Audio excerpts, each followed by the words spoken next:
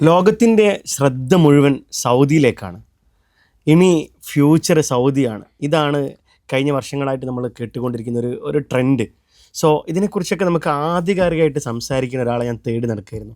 ഒരുപാട് ആളുകൾ അവരുടെ ഡ്രീം ഫുൾഫിൽ ചെയ്യാൻ വേണ്ടിയിട്ടാണ് സൗദിയിലും ഖത്തറിലും ദുബായിലൊക്കെ പോകുന്നത്.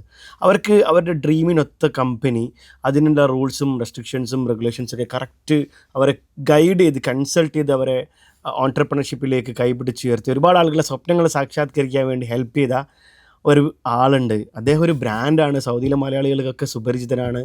Najeeb Musliyarakath, welcome to the show. Thank U.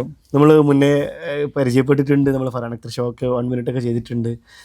അപ്പം അന്ന് തന്നെ പറഞ്ഞിട്ട് നമുക്ക് ഈ സൗദിനെ കുറിച്ചിട്ട് നമ്മൾ പറഞ്ഞ കാര്യങ്ങളൊക്കെ ഒന്ന് ആളുകളുടെ മുന്നിൽ എത്തിക്കണം. കാരണം ഇത് ഇപ്പോഴും സൗദി എന്ന് പറയുമ്പോൾ ആളുകൾക്ക് കുറേ കൺസേൺസ് ഉണ്ട്. ഇൻ റിയാലിറ്റി എന്തൊക്കെയാണ് അവിടെ നടന്നുകൊണ്ടിരിക്കുന്നത്, പിന്നെ ഒരുപാട് കാര്യങ്ങൾ നമ്മൾ മീഡിയാസിലൊക്കെ കാണുന്നുണ്ട്. ബട്ട് എന്താണ് ഇപ്പോഴത്തെ ഗ്രൗണ്ട് റിയാലിറ്റി, എന്താണ് സൗദി? ശരിക്കും സൗദി എന്ന് പറയുമ്പോൾ ആളുകൾ ഈ സലീം കുമാറിൻ്റെ പഴയ ഡയലോഗാണ് ഓർമ്മ വരാറ്. അതിൽ നിന്നൊക്കെ സൗദി മാറി എന്ന് പറഞ്ഞാൽ ഒത്തിരി മാറി.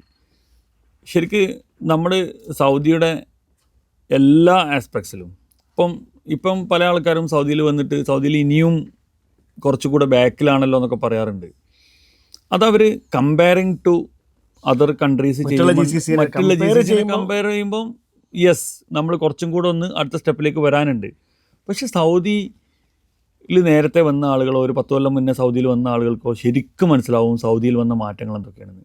സൗദിയിൽ വന്ന മാറ്റത്തിൻ്റെ ആദ്യത്തെ പോയിൻ്റാണ് അവരുടെ ആറ്റിറ്റ്യൂഡ്. അത് നന്നായിട്ട് മാറി. ആ നാട്ടുകാരുടെ ആറ്റിറ്റ്യൂഡ് നന്നായിട്ട് മാറി. സൗദി ഗവൺമെൻറ്റിൻ്റെ ആറ്റിറ്റ്യൂഡ് ഭയങ്കര ചേഞ്ചായി.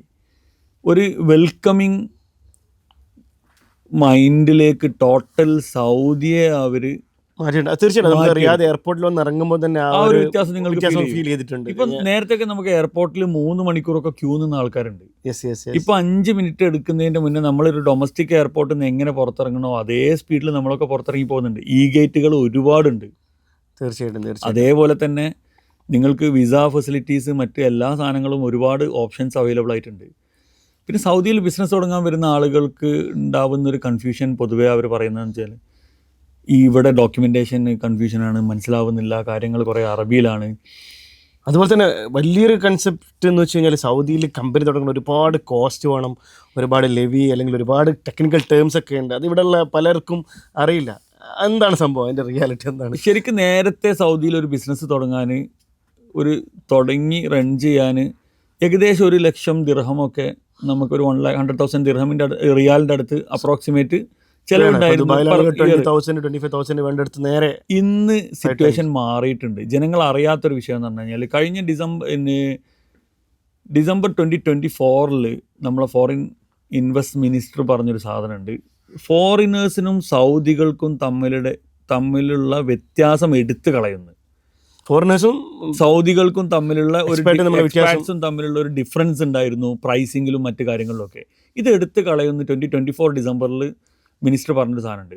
അത് ലിറ്ററലി അവർ ഒരു 4-5 മാസം കൊണ്ട് ചെയ്തു. ഇപ്പം ഒരു ഫോറിനർക്ക് സൗദിയിൽ ബിസിനസ് ചെയ്യണമെന്നുണ്ടെങ്കിൽ ഇപ്പം ലെറ്റ്സ് നമ്മൾ UAE ആയിട്ട് കമ്പയർ ചെയ്യുകയാണെന്നുണ്ടെങ്കിൽ UAEയിൽ ഒരു 25,000 ദിർഹമെങ്കിലും ആവറേജ് ഒരു കമ്പനി മെയിൻലാൻഡിൽ 0 ടേൺ ഓവറിൽ നിലനിന്ന് പോകണമെങ്കിൽ വേണം. തീർച്ചയായിട്ടും ഡോക്യുമെൻറ്റേഷൻ ചാർജസ് ആയിട്ട് ഈ സെയിം ഡോക്യുമെൻറ്റേഷൻ സൗദിയിൽ ചെയ്യുകയാണെന്നുണ്ടെങ്കിൽ 10,000 റിയാലേ വരുള്ളൂ. ലെസ് ദാൻ 10,000 റിയാലിന് നിങ്ങളുടെ എല്ലാ കാര്യങ്ങളും വരും. സൗദിയിൽ കോസ്റ്റ്ലി ആയിട്ടുള്ള ഒരു സാധനം ID റിന്യൂവലാണ്. ഇവിടെ എമിറേറ്റ്സ് ആയിട്ട് റിന്യൂ ചെയ്യുന്നത് വളരെ ചെറിയ പൈസ, വളരെ ചെറിയ. പക്ഷെ നമുക്കതൊരു മോർ ദാൻ 10,000 റിയാൽ പെർ ഹെഡ് ID റിന്യൂവലിന് വരുന്നുണ്ട്. ഇതാണ് എല്ലാവരും പെട്ടെന്ന് ഇതാണ് ആളുകൾ ഹൈലൈറ്റ് ചെയ്യുന്ന സാധനം. ഇപ്പോൾ സൗദി ഗവൺമെൻറ് പറയുന്നത് നിങ്ങൾ ഈ നാട്ടുകാരെ സൗദികളെ മാക്സിമം പണിക്ക് വെച്ചിട്ട് അവർക്ക് ട്രെയിൻ ചെയ്ത് അവർ പണിയെടുക്കാൻ തയ്യാറാണ്. ഇഷ്ടം പോലെ ആളുകൾ അവൈലബിളും ആണ് അവിടെ. വീണ്ടും ഇപ്പം നമ്മൾ കാണുന്ന ഓഡിയൻസ് കൂടുതൽ മലയാളി ഓൺട്രപ്രണേഴ്സ് ആയിരിക്കും. അവരുടെയൊക്കെ മനസ്സിലുണ്ടാകുന്ന ഒരു പ്രധാനപ്പെട്ട ചോദ്യം, ഇപ്പം നമ്മളൊരു മലയാളി വർക്ക് ചെയ്യുന്നത് പോലെ അല്ലെങ്കിൽ ഒരു ഏഷ്യൻ വംശജം വർക്ക് ചെയ്യുന്നത് പോലെ ഒരു ലോക്കൽ അങ്ങനെ വർക്ക് ചെയ്യുമോ, അല്ലെങ്കിൽ അത്രത്തിൽ പ്രൊഡക്റ്റീവായിട്ട് വർക്ക് ചെയ്യുമോ, അല്ലെങ്കിൽ അവർ കൃത്യമായിട്ട് ഡ്യൂട്ടിക്ക് വരുമോ, അങ്ങനെ ഒരുപാട് കൺസേൺസ് ഉണ്ടാവുമല്ലോ. ഇത് ഒരു ക്ലിയർ കൺസേൺ ആണ്. ഇപ്പം ഞാനൊരു എക്സാമ്പിൾ പറയുകയാണെങ്കിൽ എൻ്റെ കമ്പനിയിൽ കുറേ സൗദികളുണ്ട്, ഒരുപാടുണ്ട്. മോർ ദാൻ 100 സൗദീസ് വർക്ക് ചെയ്യുന്നുണ്ട്. 100 സൗദീസ് ഉണ്ട് മലയാളിയുടെ കൺസൾട്ടിംഗ് ഫേമിൽ. അല്ല നമ്മളെ ടോട്ടൽ ഫേമിൽ Total കൺസൾട്ടിങ് ഫേമിലും എനിക്ക് മെജോറിറ്റി എനിക്കൊരു കൺസൾട്ടിങ് ഈ കമ്പനി രജിസ്ട്രേഷന് മാത്രമായിട്ട് 30-ലധികം സ്റ്റാഫ് ഉണ്ട് എനിക്ക്.